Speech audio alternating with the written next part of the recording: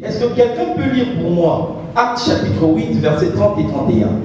Vous allez comprendre pourquoi. Acte 8. Acte 8. Oui. C'est 30 à 31, je lis au nom du Seigneur. Merci. Philippe accourut et entendit l'Éthiopien qui lisait le prophète Ésaïe. Et il lui dit, comprends-tu ce que tu lis? Verset 31. Et il lui dit, comment pourrais-je le comprendre si quelqu'un ne me guide pas? Et il pria Philippe de monter et de s'asseoir avec eux. Amen. Donc l'eunuque éthiopien est en train de lire.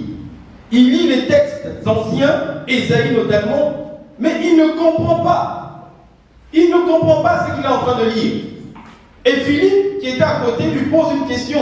Comprends-tu ce que tu es en train de lire? C'est pour nous montrer qu'on peut passer du temps, des jours, des heures, à lire la Bible, mais on ne comprend rien. Pourquoi on doit comprendre? Ça, c'est la première chose. Vous voyez déjà qu'il y a une difficulté. L'eunuque, il connaissait la parole, mais il ne comprenait rien. Deuxième texte, passage que j'aimerais encore que quelqu'un puisse lire, 2 Pierre, chapitre 3, verset 16. 2 Pierre, chapitre 3. C'est Pierre qui parle. Quelqu'un veut lire pour nous, s'il vous plaît. 2 Pierre 3, 16. 2 Pierre 3, 16. Qui a trouvé? Oui, tu peux lire, maman. C'est ce qu'il fait dans toutes les lettres, où il parle de ces choses, dans lesquelles il y a des points difficiles à comprendre, dont les personnes ignorantes et mal affermies tordent le sens, comme celui des autres Écritures, pour leur propre. Amen. Ici, c'est qui parle? C'est Pierre, l'apôtre Pierre qui parle. Et il cite Paul. Il dit, Paul, prends le temps de répéter des choses, de redire, pour que vous puissiez bien comprendre. Parce que malheureusement, il y a des gens qui tordent le sens des Écritures, qui disent de l'Écriture ce que l'Écriture ne dit pas. Nous, dans les langages théologiques, on appelle ça l'exégèse. Je vais écrire ça, ce mot, retenez-le. Ça s'écrit comme ça. Il y a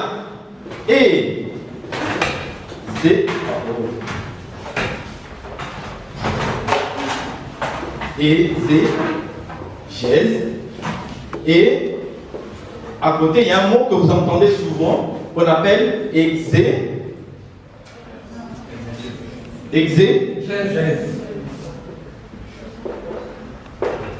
Retenez bien ces deux mots. Je ne sais pas si. Voilà. Vous voyez les deux mots que vous avez là, exégèse et exégèse. C'est des mots techniques compliqués. Mais je vais vous expliquer ça. Ça, ici, c'est l'exégèse. C'est-à-dire, je prends un texte biblique, je ne cherche pas à comprendre ce que ça veut dire, je prends mes idées, je plaque dessus. Vous comprenez? Ça veut dire que je prends par exemple, je prends l'exemple, Matthieu 7,7. Demandez et vous recevrez. Cherchez et vous trouverez. Frappez et on vous ouvrira. Je ne cherche même pas à comprendre qu'est-ce que le Seigneur a voulu dire. Il dit de demander quoi? Il dit c'est quoi? Je dis ok, Dieu a dit demander, chercher. Donc je prends maintenant ce passage, je l'applique sur tout. Il a dit demander. Et je commence à plaquer, moi, mes interprétations à moi, ma pensée à moi. Alors que si je fais l'effort de dire, il a dit demander, il parle d'abord de quoi? Demander quoi? Dans quel contexte? Là, je suis en train de faire maintenant de l'exégèse, je cherche à comprendre et à expliquer. C'est très important ces deux mots. Il faut vraiment éviter ça. Malheureusement, aujourd'hui, beaucoup de gens font plus ça que ça. Il y a quelqu'un qui va te prendre un texte biblique, il commence à te faire des interprétations, mais toi-même tu dis, mais la Bible n'a pas dit ça. Le texte n'a pas dit ça. Il va commencer à te sortir des théories, mais si tu lui poses la question, mais d'où tu tires ça? Non, il va te dire, dans les jargons, on dit c'est l'inspiration. C'est la révélation. Comme si la révélation peut être au-dessus des paroles scripturales. Bien aimé, qu'on ne vous trompe pas. Il y a dernièrement, j'ai entendu une personne dire des choses. Je me suis dit, waouh, mais d'où est-ce qu'il sort tout ça? Mais ce qui était dommage, c'est que dans la salle, il y avait des alléluia et amen. Prêche. C'est bien même ce que tu es en train de dire. Je vous assure, des contre-vérités terribles. Mais quand on ne connaît pas, c'est pour cela, soyez des chrétiens de béret. Quand le pasteur prêche, quand une personne prêche dans l'église, vérifiez. Le pasteur tout à l'heure a dit oui, 3 ans. Mais si on veut, est-ce qu'il a dit vrai? Est-ce que Jésus avait fait 3 ans dans son ministère, oui ou non? C'est ça, bien aimé. Donc, le thème qu'on m'a demandé de traiter, c'est comprendre la Bible. Comprendre la Bible, on va commencer. Je veux faire participer. Quand je dis comprendre la Bible, vous comprenez quoi par là? Voyez-vous, frères et sœurs, c'est des questions qui doivent d'abord être claires.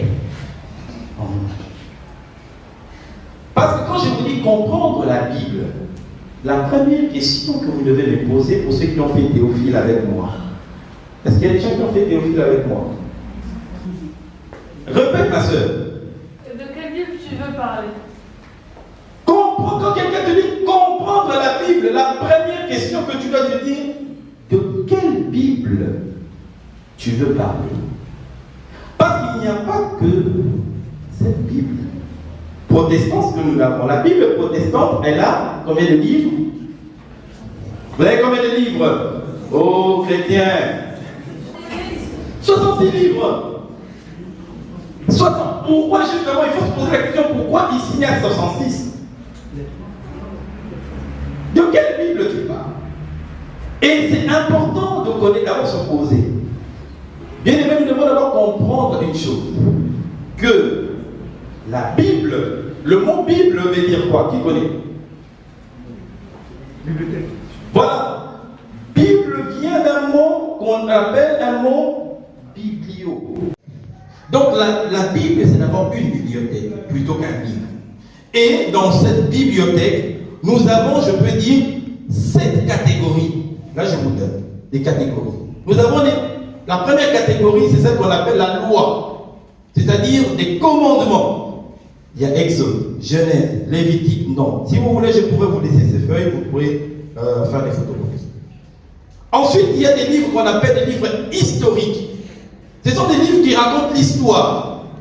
Vous avez par exemple Josué, vous avez Juge, Ruth, 1 Samuel, 2 Samuel, vous avez 1 Chronique, 2 Chroniques, vous avez Néhémie.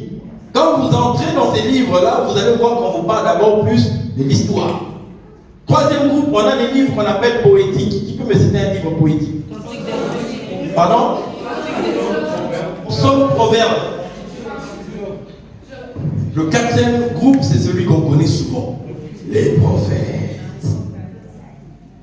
On a les livres aussi. Ensuite, ça c'est pour l'Ancien Testament. Ensuite, on commence aussi, on a dans le Nouveau Testament des livres historiques. Qui peut me citer un livre historique du Nouveau Testament? Un livre historique. Un livre historique du Nouveau Testament. J'ai dit un livre historique. Ça veut dire un livre qui raconte une histoire. Bien aimé. Vous voyez, je suis en train de vous taquiner parce qu'il faut qu'on arrive là. Il dit, mais Matthieu nous parle de quoi? De l'histoire de qui? Jean nous parle de quoi? L'histoire de qui? Marc nous parle de l'histoire de qui? Actes nous parle de quoi? Ce sont des livres historiques. Ça nous parle de l'histoire, ça nous présente qui est Jésus. Et vous allez voir que Matthieu, Marc, Luc et Jean ne présentent pas Jésus de la même manière. Vous voyez, ça ce sont des livres historiques. Il y a des lettres. Il y a combien de lettres dans le Nouveau Testament? Il y a combien? Écoutez bien la question. Il y a combien de lettres? 21. Et qui est celui qui a écrit le plus de lettres? Ok, il y en a écrit combien? Bonne réponse. Et le tout dernier, c'est Apocalypse. Catégorie de livres. Donc j'en ai donné 7. Vous voyez, j'ai dit la loi, les livres historiques, les livres prophétiques, les prophètes, encore les livres historiques dans le Nouveau Testament, les lettres et Apocalypse. Ça, je vous ai donné un aperçu général. Maintenant, ce qui est important, et c'est là où maintenant je voudrais que vous soyez très attentifs. Nous avons, ça c'est la Bible. Je mets là. Frères et sœurs, c'est important de savoir depuis quel point de départ je commence. Parce que si je ne sais pas à partir de quel point je commence, ça sera difficile de me retrouver. Je vous ai dit, l'eunuque éthiopien était en train de lire Ésaïe, mais il ne savait pas situer Ésaïe était dans quelle partie. Donc il ne comprenait pas. Là, je vais vous donner ça, vous allez écrire pour que j'aille vite. La première chose que nous devons savoir, c'est qu'un jour, on a commencé par la création. Dieu a créé. N'est-ce pas? Ensuite, après la création, qu'est-ce qu'il y a eu? La chute. Je mets ici la chute. Après la chute, il y a eu ce qu'on appelle la tour de Babel. Je vous donne les éléments. Il y a Babel. Les hommes ont voulu se faire un nom.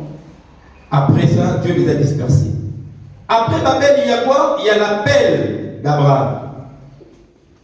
Je mets Abraham ici. Après Abraham, non, qu'est-ce que je dis?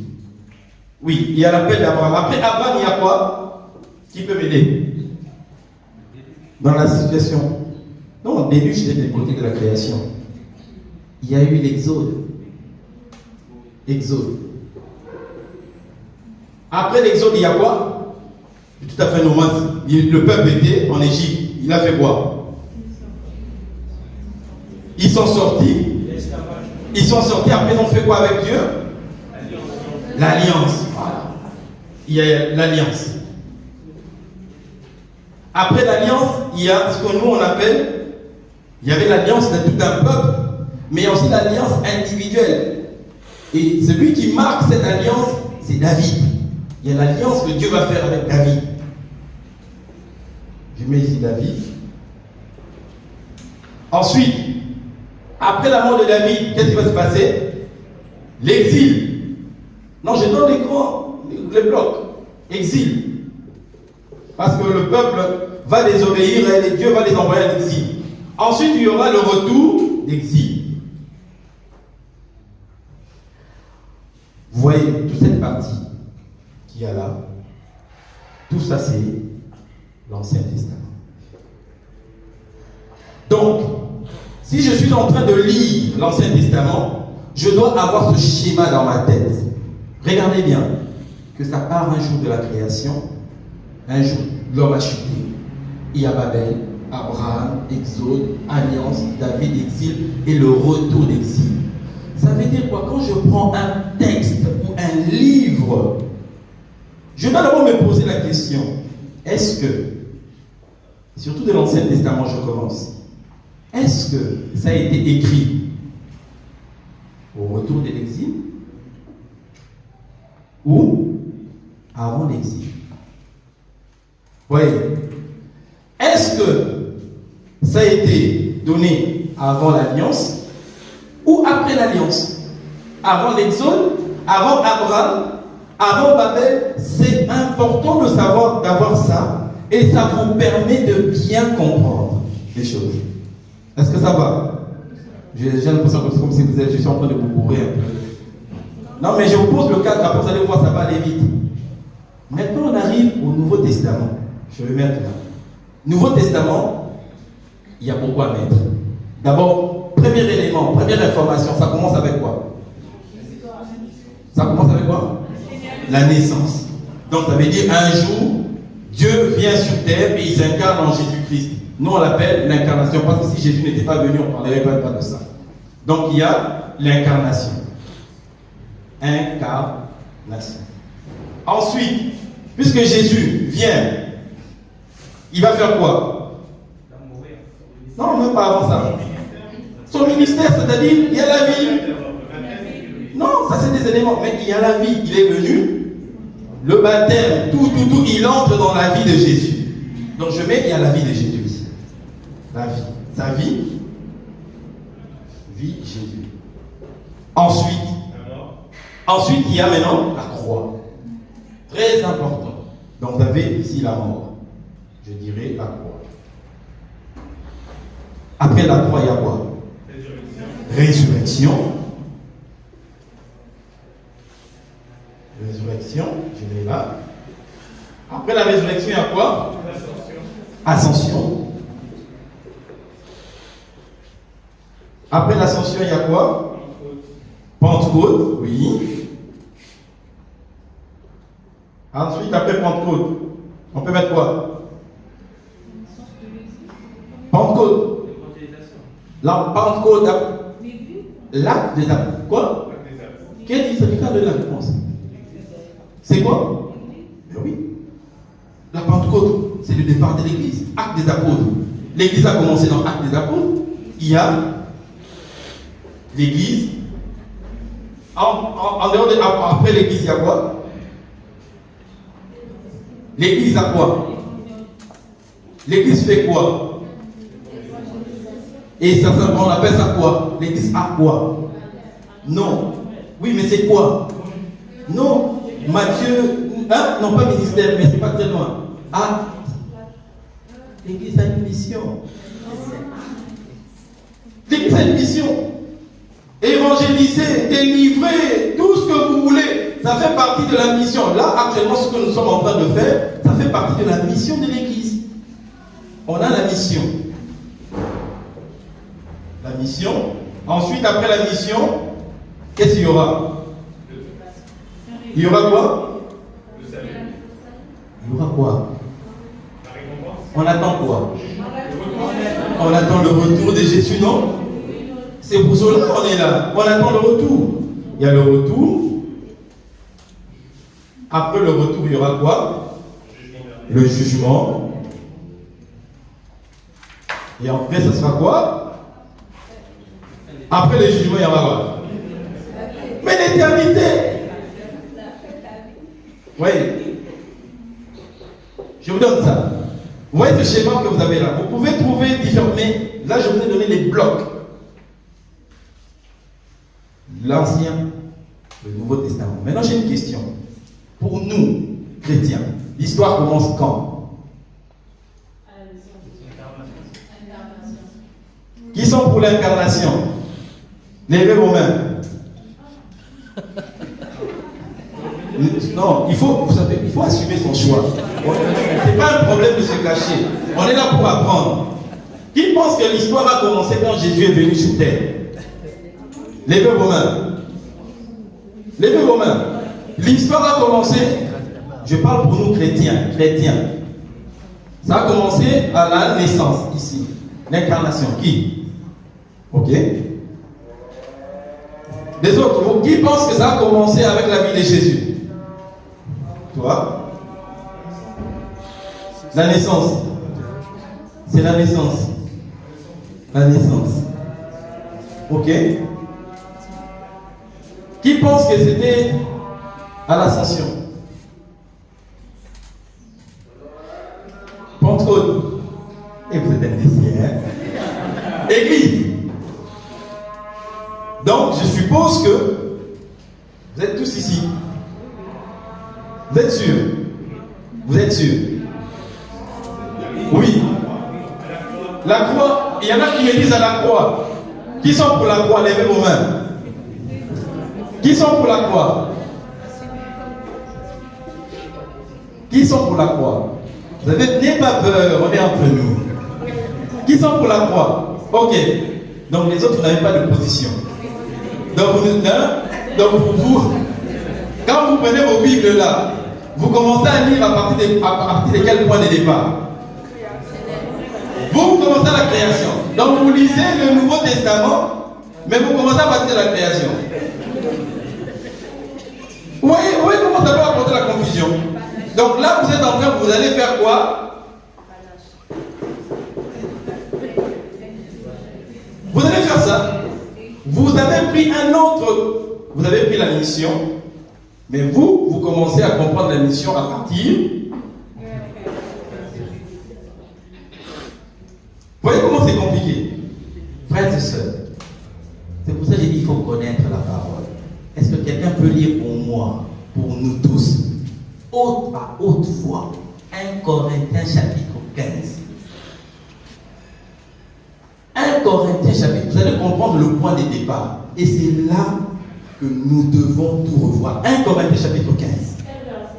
Commence à partir du premier verset. On va y aller, maman. Or, mes frères, je vous rappelle l'évangile que je vous ai annoncé. Dit. Or, si l'on prêche que Christ est... Écoutez, là, ça devient intéressant maintenant. Attends, je vais prendre cette partie.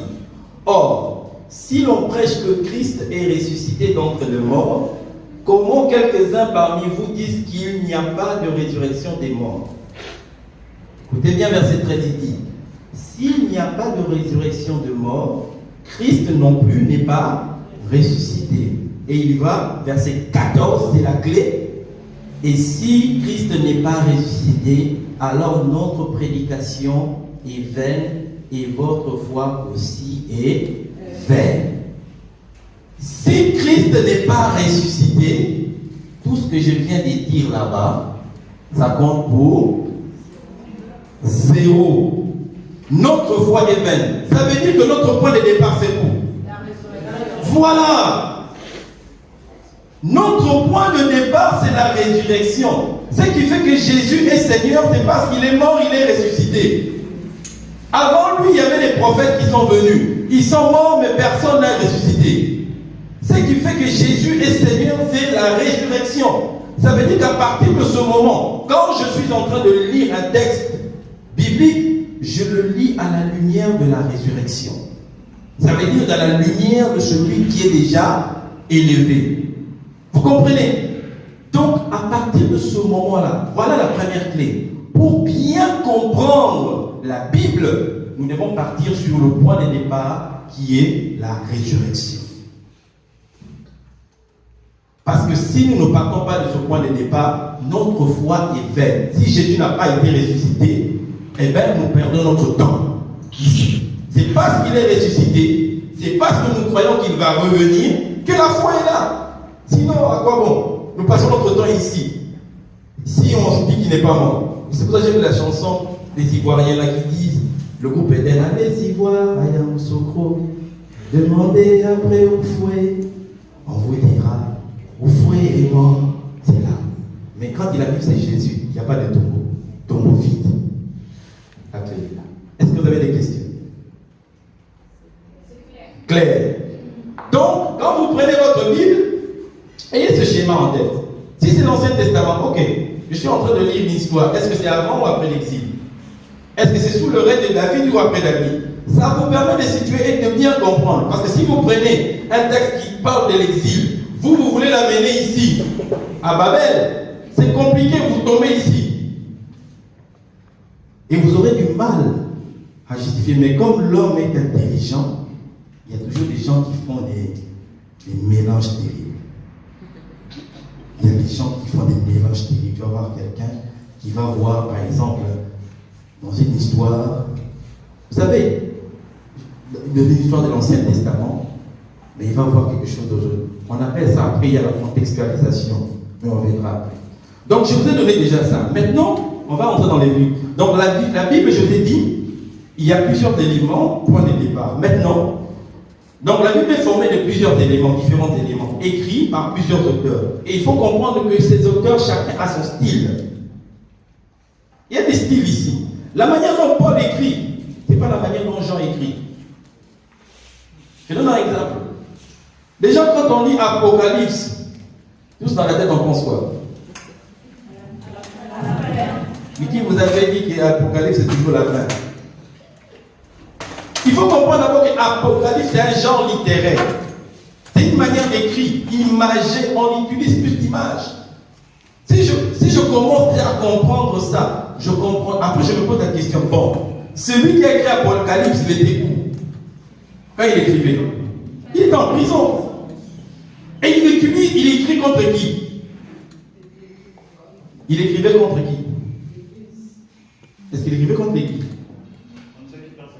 Il écrivait d'abord contre le pouvoir en place, les Romains. Il est en prison, les Romains l'ont enfermé. Et pour que son message passe bien, il utilise des images. C'est pour ça que je disais à quelqu'un une fois, j'ai dit, la personne me dit, mais je ne veux pas défendre, je donne cet exemple pour, je ne veux pas défendre sa cause.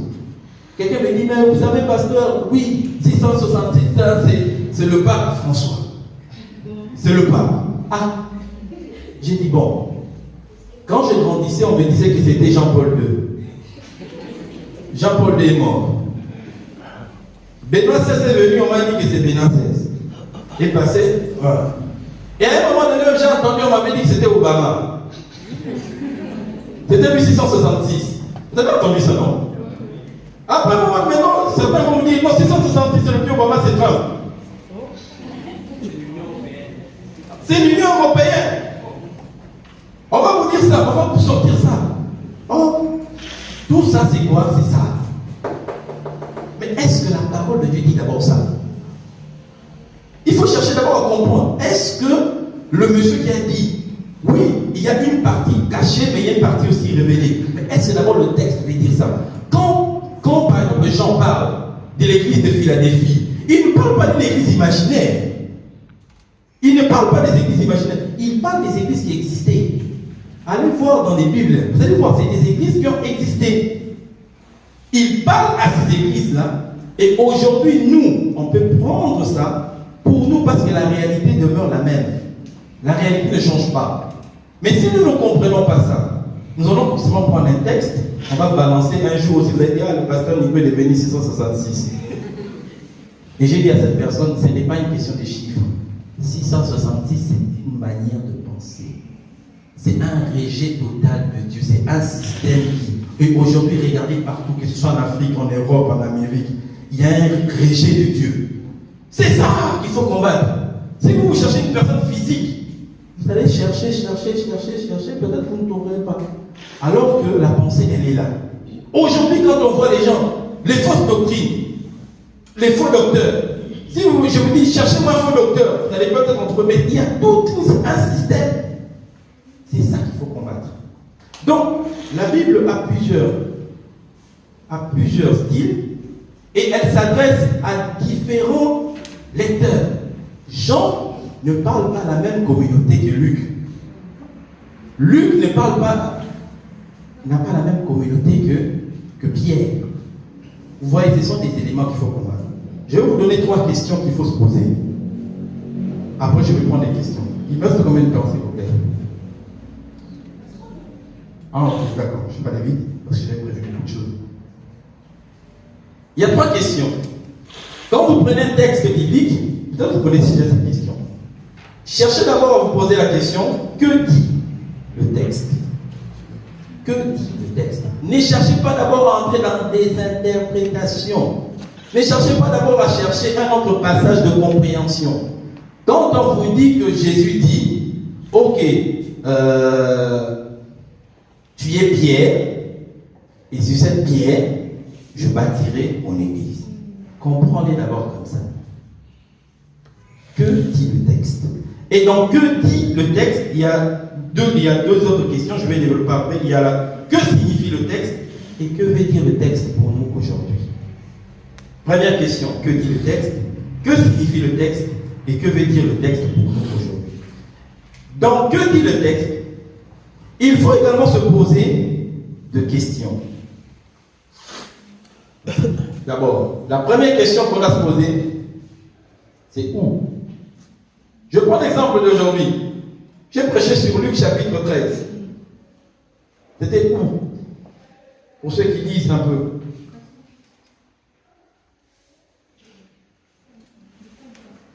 Pour quelqu'un qui lit, il saura qu'à partir du chapitre 9, au verset 51, on dit que Jésus prend la décision de pouvoir monter à Jérusalem. Ça veut dire que le discours qu'il est en train de dire, c'est le discours qui vient avant sa mort. Ça veut dire qu'il est en train de donner les dernières instructions à ses disciples. Il est en direction. Est-ce que c'est avant la naissance de Jésus? Ou ou après? Ce sont des questions qu'il faut se poser. Le texte que j'ai avec moi, est-ce que c'est avant ou après l'Exode? Oui. Est-ce que c'est Josué? Ils sont déjà sortis. Exode, il y a Exode, il y a deux parties. La première partie où ils sont encore en Égypte. La deuxième partie commence quand ils ont traversé la mer quoi? La mer Rouge. Ça, il faut connaître. Parce que le même peuple qui est en Égypte ne réagit pas de la même manière que le peuple qui a traversé l'eau. Ça, vous devez connaître. Donc, tout ça, ça fait partie de la première question. Que dit les textes? Je vous dispense de la question où ça a été écrit parce que c'est une question très compliquée. On n'a pas besoin même de le savoir. Donc, vous voyez qu'en répondant déjà à ces questions, on essaie déjà de déterminer ce qu'on appelle le contexte historique. Connaître d'abord le contexte. C'était quoi le contexte à l'époque? Quand Jésus rencontre la femme samaritaine au puits de Jacob, il faut savoir qu'est-ce qu'il y avait entre les Samaritains et les Juifs. Pourquoi ce puits-là? Qui était le propriétaire de ce puits? Et c'est là que vous allez revenir en arrière, vous allez comprendre que, mais Abraham avait eu un enfant qui s'appelait Jacob avait un enfant qui s'appelait et Abraham avait un enfant qui s'appelait et Isaac et Jacob. Hein? Oh. Bien aimé, je reprends. Abraham avait, après Abraham a eu combien d'enfants? Celui l'héritier c'était qui? Isaac. Et Isaac a eu combien d'enfants? Merci. Pourquoi vous êtes parti directement chez Jacob? Et Ésaü? Il n'était pas le fils d'Isaac? Il faut poser ça. Il faut d'abord partir sur ces bases-là. N'entrez pas directement en disant, ok, il y avait quand même Ésaü qui était là. Même si Jacob a pris le pouvoir après, mais il y a les deux qui sont là. Ésaü et Jacob. Maintenant, c'est Jacob, à partir de Jacob, qu'on aura qui? Les 12. Vous voyez, vous posez ça comme ça. Ça vous permet d'avoir les choses, de voir les choses clairement. Maintenant, quand je tombe sur un texte qui va me parler de Jacob, je me dis, est-ce que c'est avant qu'il ait trahi Ésaü ou bien c'est après? Vous voyez comment je pose les choses? Parce que si je pose, si c'est avant, avant je sais qu'il n'avait pas vraiment beaucoup de soucis. Mais c'est après que les choses ont commencé, quand il a trompé l'autre. Donc ça c'est parmi la question que dit le texte. Je passe rapidement sur la deuxième question. Vous aurez tout ça ici. Je n'ai pas besoin de revenir en détail sur ça. Que signifie le texte? Que signifie le texte? Donc, que signifie le texte? Il y a des questions. Aussi, ici, on cherche à faire quoi? On veut dégager l'idée. Quelle est l'idée? Qu'est-ce que ça signifie? Pourquoi Jésus, il se retrouve à la montagne et il commence à donner un enseignement? Il commence par toucher tous les piliers. Si vous regardez bien, à partir de Matthieu chapitre 5, Jésus commence à parler d'abord de quoi? Il parle de la prière. Il parle aussi de quoi? Il met là-dedans des offrandes. Il parle de ça pourquoi? Pourquoi il doit parler de ça? À votre avis? Oui. On va dire que c'est le legs qu'il remet à ses apôtres pour construire l'église, pour bâtir les traditions, les us, les coutumes qui vont fonder, on va dire, l'église. Oui, mais il y a plus que ça. Je vais vous répondre simplement. Est-ce que qui peut mieux parler des Congolais qu'un Congolais? Est-ce que vous avez déjà vu un Ivoirien expliquer un Congolais mieux qu'un Congolais? Est-ce que ça existe? Non. Ou bien un Gabonais Moi, je me permets de dire, je connais les Gabonais. Les Gabonais sont comme ça, comme ça, comme ça. Mais moi, je ne suis pas Gabonais. Non. On ne parle que de ce qu'on sait, de ce qu'on a connu. Jésus n'est pas congolais. Jésus n'a jamais été Gabonais, ni américain, ni français, ni russe. Jésus était juif. Ça veut dire que quand il grandissait, on lui a appris quoi? La Torah, la tradition juive. C'est pour cela que Jésus va dire une chose. Il va dire quoi? Je ne suis pas venu abolir la loi, mais je suis venu faire quoi? L'accomplir. Ça veut dire quoi? Il dit oui, si on t'avait dit dans la loi que pour que tu sois saint, il faut que tes pensées soient saintes, mais c'est difficile. Parce que quand tu vois la femme d'autrui qui passe, vous connaissez le texte, non? Celui qui aura vu seulement la femme, qui aura pensé les choses, a déjà commis l'adultère. Donc ça veut dire que c'est difficile. Jésus est en train de lui dire que si vous allez sur cette loi-là, vous n'allez pas vous en sortir. Mais moi, ce que je viens maintenant vous proposer, c'est une autre manière de comprendre. C'est une autre manière qui se base beaucoup plus dans la foi. C'est-à-dire reconnaître, Seigneur, je ne suis pas capable moi-même de pouvoir marcher. Voilà pourquoi j'ai besoin de ton esprit. Et c'est le Saint-Esprit qui me donne la capacité, c'est le Saint-Esprit qui me motive à pouvoir marcher avec Dieu. Frères et sœurs, faites attention aux légalistes. Quelqu'un qui va vous dire, non, la Bible dit, il y a toutes les lois. J'ai oublié même cette référence, mais je vais la trouver.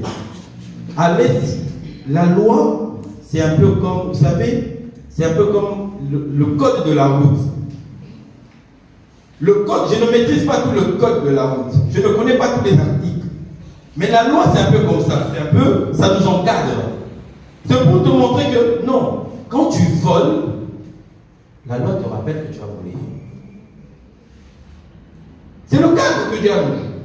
Quand tu vis dans la fornication, dans le péché, la loi est là pour te rappeler, eh bien, tous ceux qui sont dans la fornication, eh bien, n'hériteront pas le royaume de Dieu.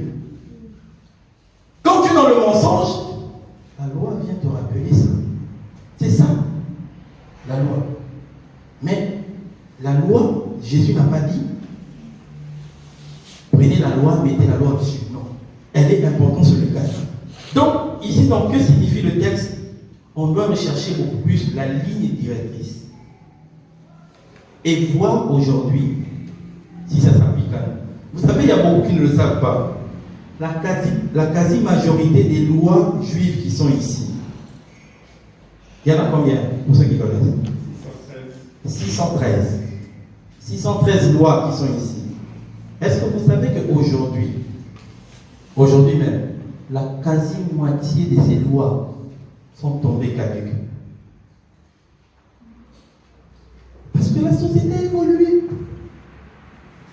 La quasi-majorité des lois, je ne parle pas du Nouveau Testament, je parle des lois que Dieu avait données à Israël. La quasi-majorité, la moitié, sont caduques. Je vais vous donner un exemple. On disait que, par exemple, si une femme est dans une période de menstruation, voyez, il suffisait même qu'elle s'assoie sur cette chaise. Toi aussi tu deviens impur. On aurait quoi aujourd'hui? On aurait ce que vous remarquez souvent dans certaines églises. Qu'est-ce qui se passe? Il y aurait quoi?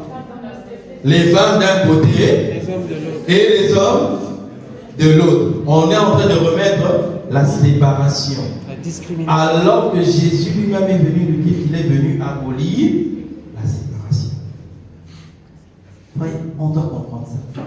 Donc, que signifie là le texte aux yeux des premiers électeurs? Il faut bien comprendre. Les premiers électeurs, ce n'est pas nous. Nous sommes venus de 2 millénaires, hein, c'est ça. 2000 ans après. Et la Bible ici a été constituée. Quelqu'un a une idée? Le texte biblique, le canon. Quand? Vous avez une idée? 1er, 2e, 3e siècle. Qui? Premier ou deuxième cycle, ou troisième? Donc on va dire grosso modo, c'est à partir vraiment à la fin du premier siècle, les textes étaient posés, mais la constitution, on va dire vraiment le canon à partir du 3e siècle. Oui, les écrits, je vais revenir là-dedans quand je vais prendre les questions. Donc vous voyez, il faut comprendre déjà, c'était adressé à qui? Quand Paul parle aux Philippiens, il savait qu'il y avait des Philippiens. Aujourd'hui, même si moi, Congolais, je vais le prendre, mais il faut d'abord que je comprenne pourquoi il parlait à l'église de Philippe. Pourquoi il a parlé à l'église de Philadelphie? Pourquoi? Quel était le problème? Quand il dit, oui, je connais tes œuvres, tu n'es ni chaud ni froid, c'était quoi le problème? C'est qu'il y avait des gens qui étaient hypocrites. Ils viennent à l'église, mais le soir, vous les voyez dans les boîtes de nuit. Et ça continue jusqu'à aujourd'hui. C'est la même réalité. Donc aujourd'hui, en parlant de cette réalité, je peux dire, oui, le problème est le même. Restons sur ça. Troisième question, c'est que signifient les textes aujourd'hui? Existe-t-il aujourd'hui des situations semblables à celles des premiers lecteurs? Pour répondre à cette troisième question, j'ai pris l'exemple de la prédication de ce matin. Quand les gens disent, oui, il y a des gens qui sont morts à la tour des Siloé, mais c'était des innocents, mais ils ne savaient rien. Les 300 Brésiliens qui sont morts, le monsieur qui était dans son champ, quand le barrage a cédé, lui, il savait. Il ne savait pas. Il est en train de faire son champ, il voit l'eau qui vient. Ils sont partis. Plus de 300, ils sont partis comme ça. Vous voyez que les situations sont semblables. Mais là, en fonction de ça, tu dis, ah, ok. Mais aujourd'hui, qu'est-ce que ça veut nous dire aujourd'hui? On entre dans les détails. Et surtout, la dernière question, c'est que quand on prend un texte, il faut se poser les 5 dernières questions. Qu'est-ce que ça m'enseigne sur Dieu? Qu'est-ce que ça m'enseigne sur l'homme? Qu'est-ce que ça m'enseigne sur le monde? Qu'est-ce que ça m'enseigne sur l'Église? Ou sur d'autres thèmes? Je vous donne un exemple. L'histoire du fils prodigue. Vous le connaissez, non? Le fils prodigue. Quand je prends cette histoire, qu'est-ce que ça m'enseigne sur Dieu?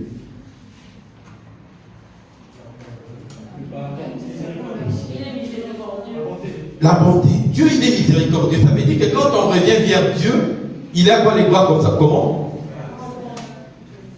C'est ça. C'est ça, ça m'enseigne sur... C'est ça Dieu.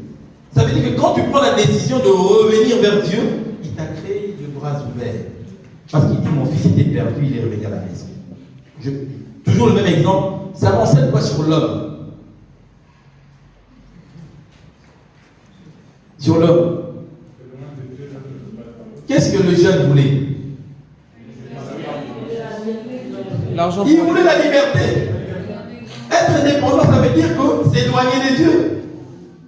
Résultat, zéro. Parce que quand il s'est éloigné de Dieu, il s'est retrouvé, il a commencé à manquer. Ça veut dire que pour nous aujourd'hui aussi, si nous nous éloignons de Dieu, eh bien on est coupé de la source. Vous voyez? Et ça nous enseigne encore sur quoi? Sur les hommes. Le grand frère, il était content ou il était... Vous voyez? Ça nous enseigne qu'entre nous, les frères et sœurs là, il y a parmi nous des gens qui peuvent ne pas être d'accord avec toi. Mais tu es dans la même famille, dans la même église que lui.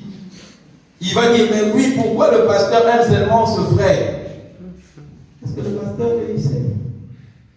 Lui, il pose des actes, il ne sait pas. C'est toi qui interprètes. Non, pourquoi le pasteur salue seulement telle personne ou ne salue pas telle personne? Oui, c'est important. Donc, je vais m'arrêter d'abord là. Et je vais prendre vos questions. Donc là, je vais donner les 3 questions à se poser. Et surtout, la 4e question, c'est que est-ce que ça m'enseigne quelque chose sur Dieu? Maintenant, je sais que c'est au niveau de la pratique. La deuxième partie va beaucoup plus sur la pratique. Moi, je sais que c'est là où on a des difficultés. Comment je peux faire? Voilà. Est-ce que vous avez des questions par rapport à ce que j'ai dit? Oui. Oui. On commence d'abord À la résurrection. Je me dis, dans l'Ancien Testament, je crois qu'ils ont parlé de la venue du Christ. Quoi? parler de la vie de Christ, et Christ est né. Donc ça veut dire que déjà, il y a une foi qui se manifeste là. Pourquoi? Parce que ce qui a été dit dans l'Ancien Testament vient de se réaliser. Donc par là, il y a déjà la foi que j'ai. Et moi je me dis, pour moi, si je commence d'abord par la naissance de Dieu et par sa vie, parce que sa vie va m'amener aussi à pouvoir marcher aussi comme lui. Par la croix, comprendre un peu pourquoi il y a eu la croix et revenir peut-être à la résurrection. En fait, bon, je ne sais pas si voilà, ma question est claire. J'ai compris ta question. Ce que tu viens de faire, c'est ce que nous on fait toujours, c'est une rélecture de la foi. Je vais prendre une feuille.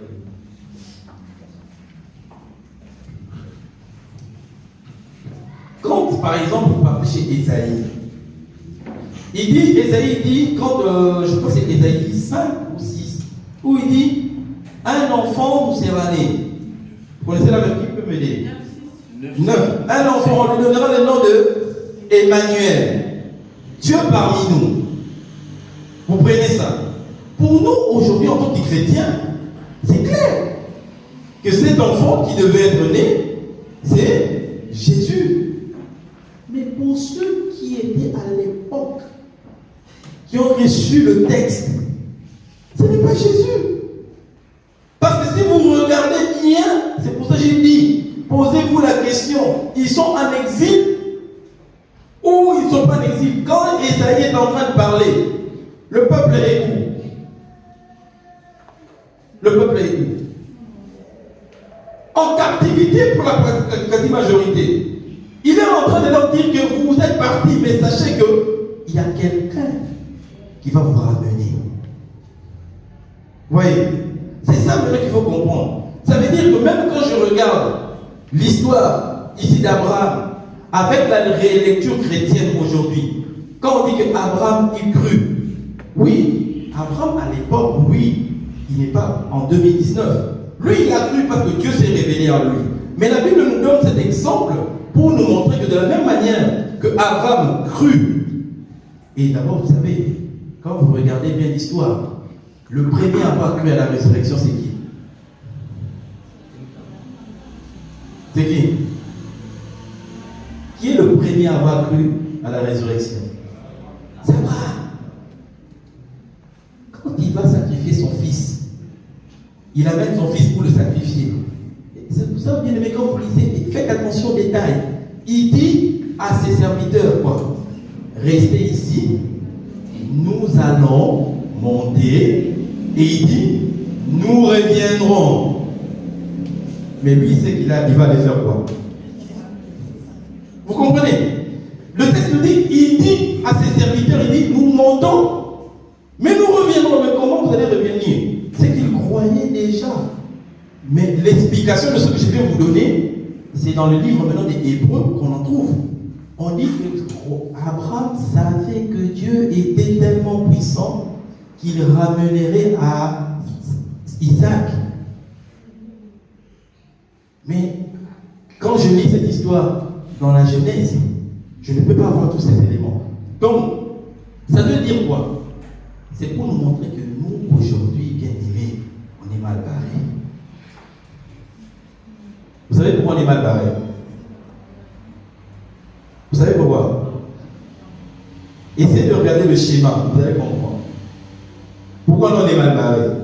Regardez déjà, situez-vous, regardez, situons-nous par rapport au schéma. On est à quel niveau nous aujourd'hui? À la fin. On est où? À la fin. À la fin. Donc nous sommes ici. On est foutus. Ça veut dire, nous avons déjà tout ça. Vous voyez, on a tout ça. Donc nous sommes là aujourd'hui. C'est pour cela qu'on n'a pas de raison. Tu ne vas pas dire, Seigneur, je ne savais pas. Non, il va dire non. Tu savais, parce que la création, tu l'as lu, non? Tu savais qu'il y a un Babel qui a existé, non? Tu savais tout ça, non? Tu savais tout ça. Vous voyez, c'est ça. Donc, c'est une rélecture que nous faisons. Elle n'est pas mauvaise. Je ne dis au contraire. C'est ce qui nous différencie des Juifs. Mais essayons d'abord de chercher à comprendre d'abord le sens dans son contexte. C'est-à-dire comprendre Qu'est-ce que ça voulait dire? Bien aimé, c'est un exercice très difficile à faire, mais c'est utile. Utile. Quand Jésus rencontre, par exemple, dans Luc chapitre 19, Zachée, pourquoi Jésus dit, aujourd'hui, il entre d'abord il entre où? À Jéricho. Il entre à Jéricho. Mais on sait que Josué avait déclaré quoi sur Jéricho? Il y avait quoi? Une malédiction sur Jéricho. Josué avait maudit Jéricho. Et Jésus entre dans Jéricho. Vous voyez? Et quand il entre, il dit quoi? Aujourd'hui, le salut est entré dans cette maison. Autrement dit, là où il y avait la malédiction, le Seigneur apporte maintenant la bénédiction et la vie.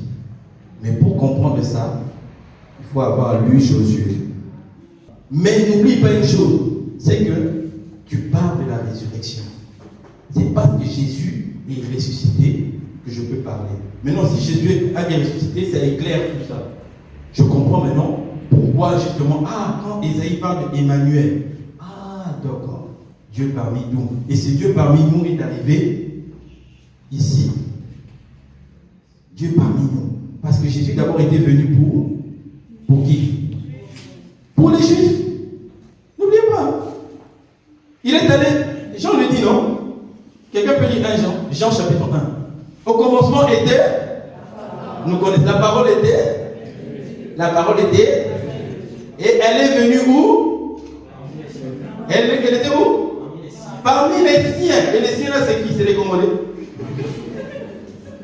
C'est les Gabonais, les Ivoiriens. Les siens, c'était qui?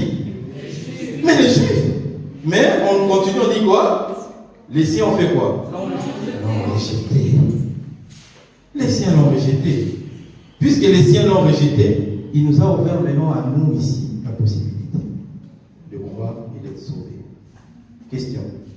Oui. Pasteur, quand j'essaie de contextualiser la partie où Abraham a dit à ses disciples qu'il allait revenir avec son fils, moi je me dis sincèrement qu'il n'a peut-être pas pensé à la résurrection parce que moi je vais tuer quelqu'un, je vais faire un sacrifice, je ne vais pas vous dire non, je vais tuer, sinon pas mon péché de tuer à la personne. Il a dit, nous allons revenir genre un petit mensonge pour ne pas dire la vérité ce qu'il allait faire. Là elle ouvre un autre débat. Elle dit, Non, mais c'est ça. je ne suis pas Abraham. Donc, c'est des questions que je vais me poser. Mais, comment il peut dire ça? On part, on revient. C'est là où maintenant, j'entre maintenant dans le domaine que lui il est, c'est qu'il était vraiment le père de la foi. Oui. Il était vraiment le père de la foi. Parce que c'est pas un mensonge qu'il dit. Ça veut dire qu'il savait, il connaissait ce Dieu-là. Ce Dieu qui s'est révélé, qui lui a dit regarde en haut, regarde sur terre, il le connaissait. Il savait qu'il avait fait une alliance avec lui. Et qu'à partir de cette alliance, parce que Dieu lui avait dit, je ferai de toi une grande nation. Il savait que Dieu, et quand lui-même a cherché le plan B, vous vous rappelez, non? Quand il a eu Ismaël, il est venu présenter à Dieu, non? Il a dit, voici le fils, qu'est-ce que Dieu a dit? Parce que moi je t'avais dit ça. Moi je t'ai dit que Sarah tombera enceinte. C'est ce que Dieu a dit. Petite parenthèse, frères et sœurs, ne cherchons pas des plans B. Quand la parole de Dieu dit, quand Dieu dit, tu vas te marier, ne regarde pas l'horloge biologique humaine. Si tu regardes l'horloge biologique, tu vas commencer à regarder, j'ai 25 ans, 26 ans, 27 ans, 28 ans, 29 ans.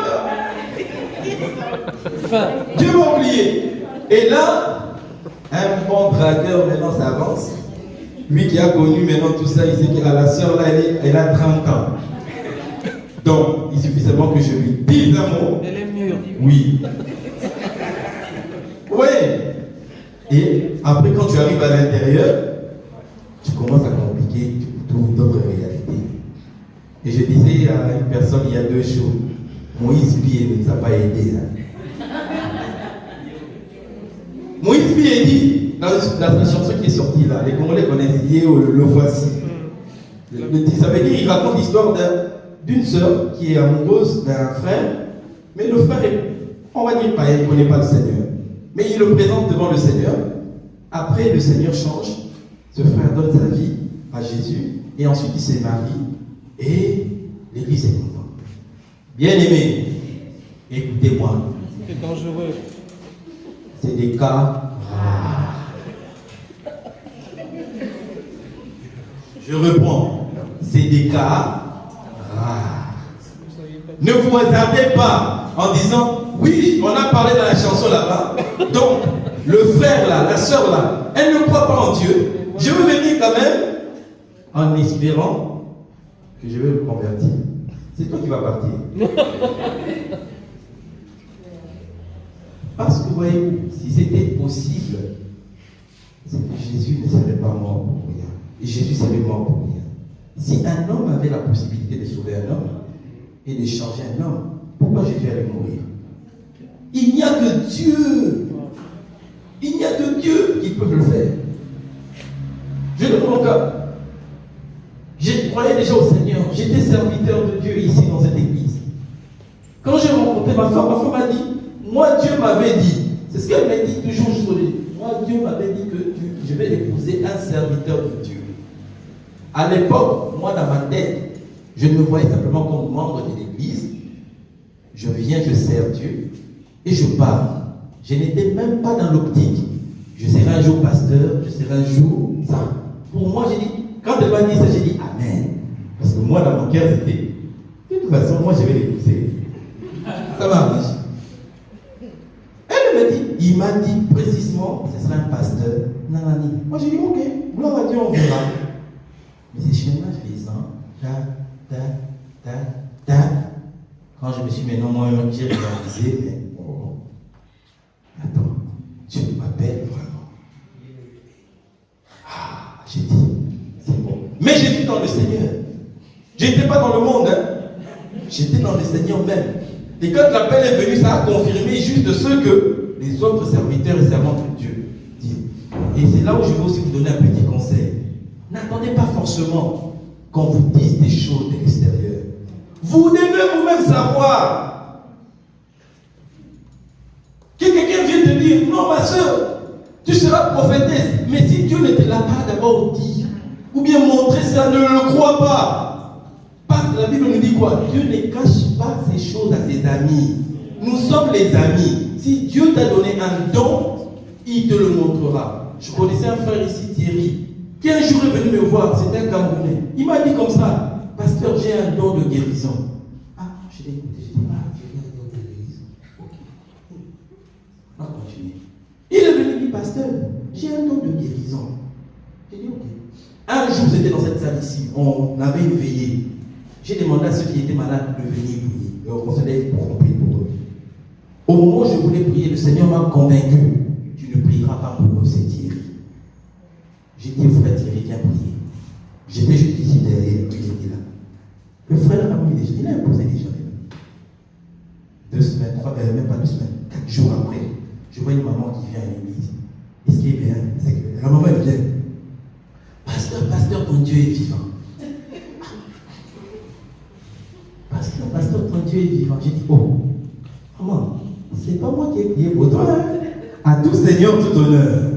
C'est le frère Thierry qui a prié pour toi. Donc, c'est le frère Thierry. Mais comme je suis aussi son pasteur, donc j'ai appelé le frère Thierry. J'ai dit, frère, tu avais prié, je crois maintenant. Tu as le don. Et aussi parce qu'il servait, il était humble, il écoutait.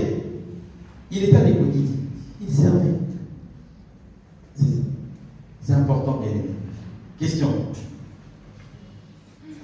Si vous n'avez pas de question, je vais vous poser une question. Quelle est la plus grande difficulté que vous avez pour lire la parole de Dieu? Qu'est-ce qui vous fatigue quand vous voulez lire? Je sais que d'abord, oui, Florette. C'est la compréhension et comment analyser le texte. C'est ça. C'est ce que j'ai donné comme élément. J'ai dit, le français est une langue compliquée, très difficile. Hein? Je vous ai donné ces 3 éléments. Faites.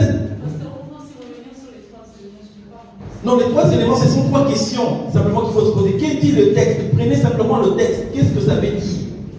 Si on a dit que Judas alla se pendre, prends d'abord ça. Ne commence pas à interpréter, dis, voilà, Allah se faire pendre, ça veut dire, va dans le dictionnaire, se faire pendre, ça veut dire quoi? Qu'est-ce qu'il veut dire? Après, maintenant, j'essaie de chercher maintenant le sens. Qu'est-ce que ça signifie? Le sens, c'est quoi? Pourquoi il est allé se pendre? Il ne pouvait pas faire autrement. Et qu'est-ce qui est rattaché à ça? Et c'est comme ça maintenant, j'essaie maintenant d'actualiser pour nous aujourd'hui. C'est le problème, par exemple, qu'on a aujourd'hui. Il y a des gens qui vous disent, qui vont dire, oui, mais la Bible ne parle pas de l'homosexualité, donc l'homosexualité, c'est bien. Maintenant, et il y a des pasteurs et des gens qui veulent défendre ça. Mais moi, sur ce terrain-là, je suis radical. La parole est claire. Même pas Lévitique. Paul le dit aussi, je crois, dans Galates. Il dit, ne vous y trompez pas. On ne se moque pas de Dieu ici. Et parmi, à un moment donné, il parlait de l'homosexualité. Il faut faire une chose. Le problème, c'est qu'avec nous, c'est quoi? Et il y a un professeur qui m'a appris ça.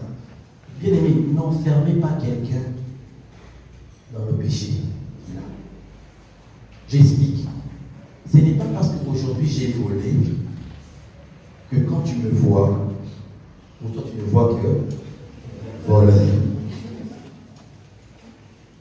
Voyez, ce n'est pas parce que je suis tombé peut-être, j'ai fumé, ou bien j'ai fait quelque chose, que quand toi tu me vois, tu ne vois que ça. Malheureusement, c'est ce qui se passe aujourd'hui.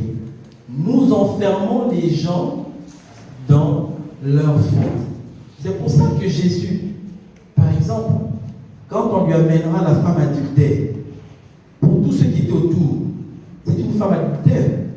Mais pour Jésus, c'est une âme. C'est une personne que Dieu aime. Et c'est pour cela qu'il a relevé. Faisons cet effort-là, de ne pas enfermer les gens. Faites la différence avec ça. Condamnez le mal. Il faut dire aux frères, la Bible, ma soeur, la Bible dit clairement que voler, ce n'est pas bien, mais Dieu qui t'aime. Frères et sœurs, la Bible dit que non, vous n'êtes pas mariés, il faut être, attends un peu, ferme, clair, mais Dieu qui t'aime. Nous devons faire ça. Une autre question. Les autres. Je vais prendre quand même aussi ceux qui n'ont pas de questions. Levez vos mains, s'il vous plaît. Pasteur, je voudrais savoir, qu'est-ce que vous pensez de la révélation de ce qui doit être? Qu'est-ce que je pense de la révélation? Déjà, quand vous me posez une question comme ça, moi, je ne connais pas, je vais d'abord chercher à comprendre le mot révélation. Vous voyez comment on commence? Révéler, ça veut dire quoi? Qui connaît? Révélation. Oui, non. Mettre au grand jour. Mettre au grand jour. Dévoiler. Enlever le voile. Vous voyez? Ça veut dire que j'étais dans un état, je ne vous comprenais pas bien, mais le Seigneur vient enlever les voiles pour que je puisse bien comprendre. C'est ça, révélation. Mais le problème, c'est qu'aujourd'hui, quand les gens écoutent révélation, on met dans révélation un mot. On met quoi? Souvent. Vision, rêve, parole de connaissance, prophétie. Ça brouille tout. Ça brouille tout. Ne faites pas entrer des choses comme ça. Ça veut dire révélation, ça veut dire que, et c'est même le exégèse, veut dire expliquer. Quand on dit par exemple, Jésus vient montrer qui est le Fils, nous le fait connaître. Voilà. Dans Jean chapitre 1, verset 8, c'est-à-dire, il dit ça, le Fils de Dieu vient, si je me trompe, corrigez-moi. Il vient nous révéler, ça veut dire que Jésus vient expliquer. Ça veut dire que si tu veux savoir qui est Dieu, regarde Jésus. Voyez? Et c'est ça la révélation. Ça veut dire que Jésus vient enlever le voile. Ça veut dire, ok, tu veux connaître qui est Dieu? Regarde comment je suis. C'est là que tu vas comprendre que, il guérit les malades. Il ressuscite les morts. Il aime. Il pardonne. Et c'est ça les facettes de Dieu. Ouais. Mais à ne pas confondre avec la prophétie ou dans le sens de vision, des rêves, tout ça. Et même ça, la parole de Dieu est claire. C'est pour ça que moi je veux toujours vous ramener dans la parole de Dieu. La Bible nous dit examinez quoi? Toutes choses. Examinez. Examinez. C'est-à-dire que quand quelqu'un vient te dire ça, oui, non, mais examine. Va toi-même chercher. Dis Seigneur, est-ce que c'est ça? C'est bon? Une autre question? Faites-moi signe. 10 minutes, après on arrête. Une autre question? Oui, vas-y, je vais prendre le frère. Il y a trois mots que Jésus prononce dans sa parole, il cherchait le trouver. Et demander, on donnera et frapper. On vous ouvrira. Oui, vas-y, frère. Pour voir tout ce que je n'ai pas compris. Je vais prendre ce passage. Nous sommes déjà dans Matthieu, au chapitre 7. Tu vois, je vais prendre par exemple ce. Donc, si je prends ce verset, Matthieu chapitre 7. Déjà, quand je tombe sur le chapitre, heureusement aujourd'hui on a des Bibles à noter, où c'est écrit aussi. On voit déjà que Jésus est en train de parler de quoi? On nous dit, dans la Bible écrit, le jugement, l'exaucement de la prière. Donc, nous sommes dans il est en train de donner un enseignement sur la prière. Et c'est dans ce cadre de la prière qui dit, dans la prière, c'est les dimensions de prière qu'il faut faire. C'est-à-dire, il y a des demandes, à un moment donné, il faut frapper, et parce qu'on ouvrira celui qui frappe. Et il dit, cherchez Dieu. C'est-à-dire, quand j'ai besoin de Dieu, il faut le chercher. Quand l'église organise des veillées, il faut y aller. Quand l'église met des programmes spécifiques, ou bien toi-même tu les prends, il faut le faire. Je cherche. Parce que celui qui cherche pour. Et il cherche quoi? Dans la prière. Amen. Ce n'est pas à l'extérieur en disant, ok, je vais chez le frère Johnny, je vais frapper là-bas, et il va ouvrir. Oui, d'après ce que dit ce frère, Dieu aussi peut ouvrir, il ouvrira toujours la porte. Mais il faut comprendre ça dans la dimension de la prière. C'est pour ça, revenez toujours, lisez toujours le chapitre pour essayer de comprendre l'idée générale. Parce que si vous ne comprenez pas, vous allez prendre Matthieu 7, vous allez faire ça. Oui, mais la Bible, on avait dit demander. Oui, mais tu oublies aussi que Jésus a dit clairement quelque part, tout ce que vous demanderez en mon nom, je vous donnerai. Mais dans cette demande-là, ça doit conquérir aussi à la volonté de Dieu. Oui. Demander, oui, mais ça doit être dans les plans de Dieu. Oui. Donc il faut faire ça. Une autre question? Je vais prendre ceux qui n'ont pas encore parlé, ma soeur. Après, je reviens. Si on se fie au tableau là, à la table de il faut commencer par la résurrection. Pour nous chrétiens, c'est le point de vue. Pratiquement, c'est quel livre ça correspond à quel livre de la Bible? Parce qu'il faut connaître c'est quoi la résurrection. Quelqu'un qui ne connaît pas Dieu, donc tu vas lui dire la résurrection, va te dire c'est quoi? Tu vas dire c'est quoi? Donc, qui comprennent ce que c'est. Donc, pratiquement, c'est quel livre de la Bible, quand tu prends ta Bible, et tu veux comprendre on voit de quoi je commence. Voilà. Ça veut dire déjà ici. Très bonne question. Quand je parle de la résurrection, je dis que je parle sur la base de la résurrection. Donc, je parle du fait que je mets ici. Et ici, ça correspond à quoi? À presque les évangiles. Matthieu, Jules, tout ce monde-là parle de Jésus et il dit quoi? Jésus va venir simplement faire mourir pour nous. Et chacun te donne des détails. Maintenant, après la croix, c'est-à-dire quand il meurt, il est enseveli, il ressuscite. En fait, la résurrection, ici, il faut comprendre ça comme ça vient éclairer tout le reste qui est avant et aussi ce qui vient après. C'est pour cela que Paul dit, si Jésus n'était pas ressuscité, notre foi est vaine. Parce que si nous ne croyons pas que Jésus reviendra, parce que c'est pour ça que je dis c'est le point de départ. Bien aimé, parce que si Jésus n'est pas ressuscité, pourquoi on doit croire qu'il va revenir? Parce qu'il est mort. Mais il est ressuscité. Donc, ça veut dire que tu ne peux pas trouver une partie qui te parlera que de la résurrection, elle transcende. Donc, les évangiles, Maintenant, après ici, tu vas les trouver. En tout cas, dans les 3 évangiles, même 4, même Actes en parle. Et pour vous dire aussi que là où c'est compliqué, c'est que nous, pour nous, la résurrection, ça ne nous pose pas de problème. Mais est-ce que vous vous rappelez de l'épisode de Paul? Dans Actes, je veux me donner quand même. Où il s'est retrouvé, je crois que c'était à Éphèse. Non, à Éphèse. Où il était en train de parler, il disait des bonnes choses. Mais on dit seulement quand il a commencé à leur parler de la résurrection des morts, on lui a dit, hey, sur cette question, on t'écoutera une autre fois pour le voir.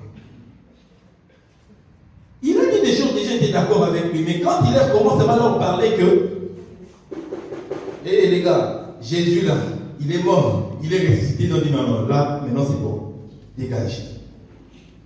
C'est pas tout le monde qui accepte ça. Acceptez déjà que le fait que Dieu peut mourir. Il y avait un chanteur qui était chez nous, Alain Moloto. Il a dit dans une de ses chansons, il a dit, même le soleil s'est caché ce jour-là. Et si vous regardez dans les images, dans la Bible, on dit le soleil, il y a eu le ténèbre. Même le soleil s'est caché pour vous dire que le créateur de toutes choses mourait. Donc, pour répondre à ta question, il ne faut pas chercher forcément un livre ou un texte, mais c'est dans tout le Nouveau Testament que tu le trouveras. Mais particulièrement dans la vie de Jésus. Il dit des choses. Quand il dit, il entre dans le temple, détruisez ce temple. 3 jours, je les rebâtirai. Pour nous, ça devient clair. Ah, il était en train de parler de sa mort et de sa résurrection. Mais regardez la réaction de ceux qui étaient avec lui. Comment toi tu peux dire que tu vas détruire ce temple? Nous, il nous a fallu 70 ans, plus que ça pour construire. Toi, tu nous dis en 3 jours. Donc Jésus, lui, il était dans un autre niveau et il était dans un autre niveau. Vous voyez, c'est tout quand tu comprends ça, c'est là où tu comprends l'incompréhension. Ils ne se comprenaient pas, ils ne parlaient pas le même langage. Quand Jésus attaque souvent les pharisiens, parfois on présente les pharisiens comme étant les gens qui ne sont pas bons. Mais vous savez, les pharisiens, c'était ceux qui étaient assez proches, dans le sens de la conception de la foi, dans le judaïsme avec Jésus. C'est pour cela qu'il est titillé beaucoup. Mais la goutte d'eau qui a fait déborder le vase, vous savez c'était quoi? À quel moment?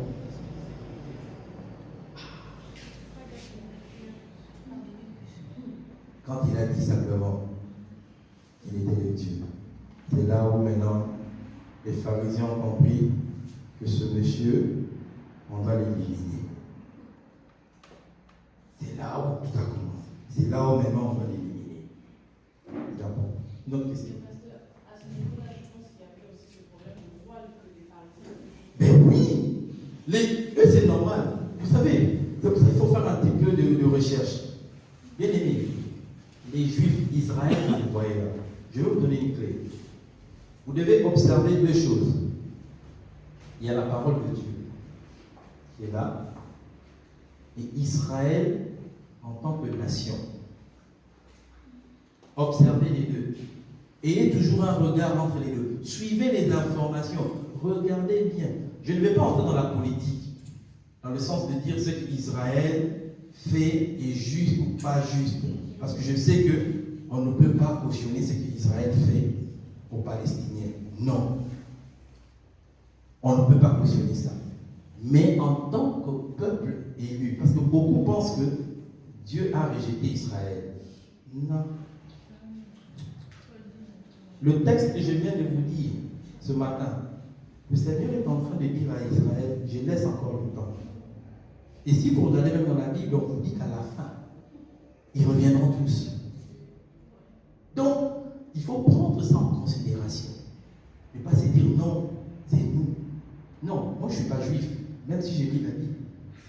Je ne suis pas juif, je suis congolais, chrétien, avec ma tradition, ma culture. Il ne faut pas confondre. Les propriétaires des livres de Sèvres, c'est les Grecs, c'est les Hébreux, et ce sont des Juifs. Ouais. C'est important de savoir ça. Donc il y avait aussi une dimension voilée pour eux. Mais bon, eux, ils étaient dans une époque où ils étaient oppressés par les Romains. Vous savez, c'est un peu comme si vous êtes emprisonné, on vous empresse, quelqu'un vient vous dire, Bon, vous attendez un libérateur, c'est comme nous aujourd'hui les Congolais, avec notre nouveau président. On attend vraiment qu'on dise, ah, il doit travailler, il doit changer des choses. Mais quand on va remarquer seulement 6 mois après, ah, Souka est pire même que Kabila, qu'est-ce qu'on va demander? Seigneur, fais même qui. Je garde le mot. Ouais, c'est tout ça. Une autre question, oui. Il y a une petite question pour chacun. Oui. Au niveau de la jeunesse d'Abraham. Oui. Quand Dieu dit à Abraham, je multiplierai dans sa race. Oui. Et puis il y a eu un enfant de précédent. Oui.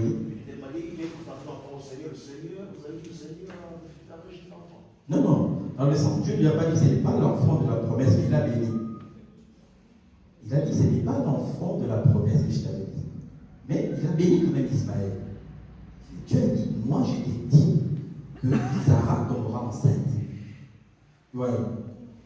Peut-être je corrige ça. Si vous avez compris, Dieu n'a pas rejeté. Il a dit simplement que ce n'est pas le fils que je t'avais demandé. Je t'ai dit que Sarah enfantera. Je n'ai pas dit la servante. C'est là où il y a la différence. Ouais. Mais il a béni quand même Ismaël. Ce qui fait que le pays Ismaël, vous avez toute la partie des Arabes qui sont riches d'abord. Ils sont ses descendants. Ils sont bénis. Dieu les a bénis. Mais, quand Dieu donne aussi la promesse, il dit Isaac sera là, mais entre Isaac et Ismaël, ça ne va pas s'entendre. Ils ne vont pas s'entendre. Et aujourd'hui, quand vous regardez les choses, aujourd'hui, vous les voyez comme ça, vous comprenez que le jour où ils vont s'entendre, Jésus revient.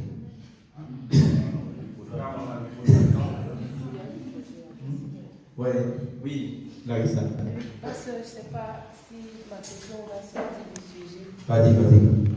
Au fait, j'ai des amis qui me disent que le Coran, tel qu'il est écrit, c'est comme ça qu'il est resté, il n'a pas été modifié. Oui. Maintenant, j'aimerais savoir si vraiment la Bible, il y a des livres qui ont été enlevés et d'autres ont été rajoutés ou modifiés. Voilà. Merci pour ta question. C'est une très bonne question. En fait, ça me permet de répondre à la question que... C'est pour ça que je vous ai dit, quand vous parlez de la Bible, il faut préciser quelle Bible vous le parlez. Nous, la Bible que nous avons ici, c'est la Bible protestante, elle a 66 livres. Et elle a 66 livres, pourquoi? Parce que au XVIIe siècle, peut-être que vous ne le savez pas, il y a eu un homme qui était dans l'église catholique, qui lisait les Écritures. Après, il s'est rendu compte que non, l'homme est sauvé par la foi, pas par tout le reste là. Il a décidé de sortir. Il s'appelle Luther. Luther est sorti. C'est ça qu'on appelle, il a fait la réforme. 5 siècles. L'année, je crois, en 2017, on a fêté 5 siècles. Luther va revenir, va dire ceci. Ok. Il y a plusieurs livres. Mais il y a des livres qu'on appelle des livres qui apocryphes. Il y a des livres qu'on appelle des hétérocanoniques. Mais il va dire, moi, je vais essayer de prendre le canon, c'est-à-dire les livres qui sont reconnus dans la foi juive. C'est pour cela que quand vous regardez par exemple l'Ancien Testament, les livres que nous avons dans l'Ancien Testament, vous les avez aussi dans le canon hébraïque, c'est-à-dire, comment je peux dire, le livre qu'utilisent les Juifs. Vous voyez, c'est ça. Ils ont les mêmes livres que nous. Ils ont les prophètes, ils ont tout. Mais par contre, il y a des livres qui ont été rajoutés. Ce sont des livres qui parlent de Dieu. Parce qu'il ne faut pas oublier une chose. Quand on dit que Matthieu, on dit par exemple l'évangile selon Matthieu, selon Jean, selon Pierre. Ne pensez pas que c'est Pierre qui a écrit. C'est-à-dire Pierre, c'est en dehors de Paul, qui a écrit lui-même. Par exemple, et Luc. En dehors de cela, les autres c'était quoi? C'est un peu comme, vous voyez, comme je suis en train de vous prêcher. Parce que ne comprenez pas ça comme on l'a en 2019. À l'époque, c'était la tradition orale. Quand il y avait des témoins, c'est-à-dire que Jésus était là, il y avait les 12. Tant que les 12 étaient là, il n'y avait pas besoin d'écrire. Quand ils ont commencé à disparaître, à mourir, la nécessité maintenant est arrivée, il faut garder les traces. Et c'est comme ça que les gens, quand tu prêches, ils écrivent. Ils disent, ah, Pierre, Paul est venu dans dans notre église, il nous a dit ça en écrit. Maintenant, on prend tout ça. À un moment donné, c'était des textes qui circulaient. Mais Dieu faisant tellement bien les choses, c'est qu'il y a une sélection qui a commencé à se faire. Ça, c'est au niveau du Nouveau Testament. Pour les Hébreux, il n'y a pas de problème, on les a. L'Ancien Testament, que personne ne te trompe, on les a. C'est clair. Là, tu vas même chez les livres, ils vont te sortir tout. Torah, tout. Il n'y a pas de problème. Dans le Nouveau Testament, maintenant, on regarde, on dit, l'école de Matthieu, l'école de Jean, ok, on compare, on dit non. On essaie de regarder, on dit non, c'est vrai. Et l'Église, à un moment donné, a pris la décision de dire, voilà, voici les livres que nous reconnaissons. C'est ça. Ça veut dire, par exemple, dans les Bibles catholiques, vous allez trouver des livres comme Judith, Tobie, certains livres. Vous pouvez les lire. Mais la règle que nous avons chez les protestants, par exemple, nous disons, c'est des livres que tu peux lire pour avoir ta connaissance, pour connaître qui est Dieu. Mais je ne peux pas prêcher sur ça. Parce que tout simplement, je n'ai pas vraiment une certitude de ça. Si on les trouvait, par exemple, dans les livres hébreux, chez les juifs aussi, ça ne pose pas de problème. Parce que n'oublions pas, le christianisme vient du judaïsme. Si dans le judaïsme, on avait un texte qu'on nous disait que les juifs lisent aussi Tobie, ou bien Maccabée, ou bien les autres, mais c'est et Dieu merci, il y a eu des recherches maintenant qui sont en train des livres qui sont en train d'être découverts, qui renforcent les livres que nous avons aujourd'hui, et d'autres aussi qui nous donnent des révélations. Mais le problème, c'est que l'Église, on ne peut pas décider de rajouter. C'est pour ça qu'on a appelé ça les livres des théories. On reste sur la règle, mais vous pouvez lire les autres. Et c'est là où, malheureusement aussi, ça nous pose problème parce qu'on a beaucoup de déchirures dans les églises à cause des interprétations. Toi, tu as touché Jésus par la jambe, tu crois que Jésus, c'est seulement la jambe. Alors que l'autre a touché Jésus à la tête, tu crois que Jésus, c'est la tête. C'est là où ça pose problème. Quelqu'un qui a vécu une expérience spirituelle, pour lui, il est convaincu que Dieu ne se manifeste que comme ça. Et pourtant, quand on regarde la Bible, on voit quelqu'un comme Élie. Élie croyait, il a fait descendre le feu. Mais quand il va dans la grotte, il croyait que Dieu était dans le feu. Voilà. La pluie, il a fait descendre la pluie. Dieu n'était même pas dans la pluie. Mais on nous dit un silence. Oui, c'est là où vous voyez que le français même il est limité. Quand vous regardez en hébreu, là, ça veut dire tu ne peux même pas l'écrire, mais tu sens. Et quand lui-même a senti ça, première réaction, on dit, il se couvra la tête. Ça veut dire que Dieu, il est comme ça. Tu l'attends à gauche, il sort à droite. Tu l'attends en haut, il sort par terre. Donc n'enfermons pas Dieu dans notre, soyons ouverts d'esprit. Donc la Bible n'est pas falsifiée, parce que la parole de Dieu ne peut pas la falsifier. C'est pour ça que nous les chrétiens, ne vous battez pas, bien aimés, s'il vous plaît. Quelqu'un vient vous dire, oh non, votre Bible est falsifiée. N'entrez même pas dans ces débats-là. N'entrez même pas dans ces débats. Dites seulement que, ok, nous savons une chose, nous croyons à un Dieu qui s'est manifesté en Jésus-Christ. Et pour le savoir, je dois lire. Prends le temps de lire. Et quand la personne ne prend pas le temps même de lire, il comprendra, Dieu va le lire. Et si vous entrez, vous ne cherchez même pas à défendre la Bible. Ne cherchez même pas à défendre Dieu. Parce que Dieu, il se défend lui-même. Tu n'as pas besoin de lui. Vous pensez que ça fait plus. C'est le livre le plus vendu. Depuis le Coran n'arrive même pas. C'est le livre le plus vendu au monde. La Bible. Dieu veille sur sa parole. Ok. Une autre question, après on va finir. Je me sens fatigué, oui. Mon frère, c'est bon pour la question d'explication. Apparemment, tu n'es pas convaincu. Vous avez dit que c'était l'alliance. Vous voulez plutôt entendre l'alliance avec Oui, c'est lui parler de l'alliance. Parce que moi, je crois que bon, ok, puisqu'on a promis quelque chose, tu fais avec. Comme il a fait forcément, c'est sûrement pas c'était la vie. Non, c'est là où justement, Dieu veut marquer, dit non, moi j'avais dit Sarah. Mais toi, l'homme, tu as dit la servante. Mais Dieu le ramène maintenant pour dire, moi j'avais dit Sarah. Donc attends de Sarah. C'est pour ça que je parlais des plans B. Si Dieu nous dit Sarah, ou Nicolas, ou je ne sais pas, Michel, attends. Ne cherche pas Jonathan. Parce que tu vas te tromper avec Jonathan peut-être. C'est pas vraiment une question, mais plutôt, je voudrais avoir des explications. j'ai discuté avec mon prof de la fac. Sincèrement, il m'identifie beaucoup. On a parlé, et puis je lui ai demandé la question, mais concernant les musulmans et autres, comment ça se fait pour prier 5 fois par jour? Vous suivez toutes ces lois? Il m'a dit, c'est la façon dont le prophète lui-même priait aussi. Quand il a demandé à Dieu combien de fois nous devions prier, Dieu lui a dit, il faut prier au moins une centaine de fois par jour. Il a dit non, c'est pas possible, c'est trop une centaine de fois. Donc il a pu conclure avec Dieu, au moins 5 fois par jour, ça suffira au fait. Donc la plupart des musulmans, c'est plus la culture du prophète, plutôt son comportement, comment il agissait. Et c'est quasiment ce qui suit jusqu'à présent en fait. J'aimerais apporter une petite précision. Il faut différencier, il y a le Coran et il y a ce qu'on appelle la Sunna. Le Coran, c'est le texte lui-même. Et bien souvent, dans le Coran, on ne donne pas les explications. On dit Allah fit ça, Allah fit ça. Pour maintenant entrer dans les explications, c'est ce qu'on appelle maintenant la Sunna, c'est-à-dire les explications que le prophète a données.